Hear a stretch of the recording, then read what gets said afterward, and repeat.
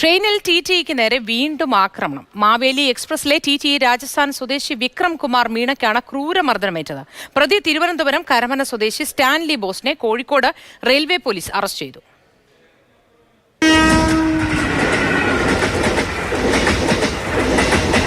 ഇന്നലെ രാത്രി മംഗലാപുരത്ത് നിന്ന് തിരുവനന്തപുരത്തേക്ക് പോവുകയായിരുന്ന മാവേലി എക്സ്പ്രസ് കോഴിക്കോട് വെച്ചാണ് പ്രതിയായ തിരുവനന്തപുരം കരമന സ്വദേശി സ്റ്റാൻലി ബോസ് ട്രെയിനിൽ കയറിയത്.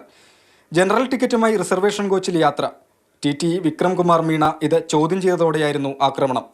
മൂക്കിന് ഗുരുതരമായി പരിക്കേറ്റ ടിടിഇയെ ഷൊർണൂരിലെ റെയിൽവേ ആശുപത്രിയിൽ പ്രവേശിപ്പിച്ചു. തിരൂരിൽ വെച്ച സ്റ്റാൻലി ബോസിനെ റെയിൽവേ പോലീസ് കസ്റ്റഡിയിലെടുത്തു. കോഴിക്കോട് റെയിൽവേ പോലീസ് സ്റ്റേഷനിലെത്തിച്ച് പ്രതിയുടെ അറസ്റ്റ് രേഖപ്പെടുത്തി. മർദ്ദനം, ഡ്യൂട്ടി തടസ്സപ്പെടുത്തൽ ഉൾപ്പെടെയുള്ള വകുപ്പുകൾ ചുമത്തിയാണ് അറസ്റ്റ്. സംഭവ സമയം ഇയാൾ മദ്യലഹരിയിലായിരുന്നുവെന്ന് പോലീസ്. ട്രെയിനിൽ ടിടിഇമാർക്ക് നേരെയുള്ള ആക്രമണങ്ങൾ നിത്യസംഭവമാവുകയാണ്.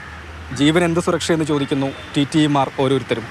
കോഴിക്കോട് നിന്ന് Rahul K V, Mathrubhumi news.